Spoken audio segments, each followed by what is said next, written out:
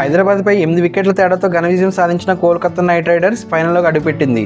ఈ మ్యాచ్లో ఓడినా ఫైనల్ చేరేందుకు సన్ రైజర్స్కు మరో అవకాశం ఉంది. సన్ రైజర్స్ హైదరాబాద్ జట్టులో New Zealand star allrounder Glenn Phillips భాగంగా ఉన్నాడు. కానీ అతడికి ఈ సీజన్లో ఒక్క మ్యాచ్లోనూ ఆడే అవకాశం లభించలేదు.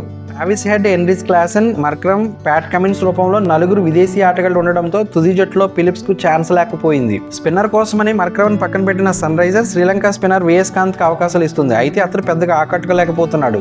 3 మ్యాచ్ల్లో ఆడిన అతడు కేవలం 1 వికెట్ మాత్రమే తీయగలిగాడు. అయితే విఎస్కాంత్ బదులు గ్లెన్ ఫిలిప్స్ జట్టులోకి తీసుకుని ఉంటే అతడు దూకుడుగా బ్యాటింగ్ చేయడంతో పాటు ఆఫ్ స్పిన్నర్గా ఉపయోగపడేవాడు. కోల్కతా జట్టులో టాప్ 7లో 4 లెఫ్ట్ హ్యాండ్ బ్యాటర్స్ ఉన్నారు. వీరిని కట్టడి చేయడానికి సన్ రైజర్స్ 4వ ఓవర్సీస్ ఆటగాడిగా ఫిలిప్స్ని ఆడించే అవకాశం ఉందని హనుమ విహారీ లాంటి క్రికెటర్లు భావించారు. కానీ సన్ రైజర్స్ మేనేజ్మెంట్ మాత్రం కీలక మ్యాచ్లోనూ అతన్ని ఉపయోగించుకునే ఆలోచన చేయలేదు. తర్వాత మ్యాచ్లో అయినా సరే విఎస్కాంత్ స్థానంలో గ్లెన్ ఫిలిప్స్ని ఆడించాలని ఫ్యాన్స్ సన్ రైజర్స్ మేనేజ్మెంట్ని కోరుతున్నారు.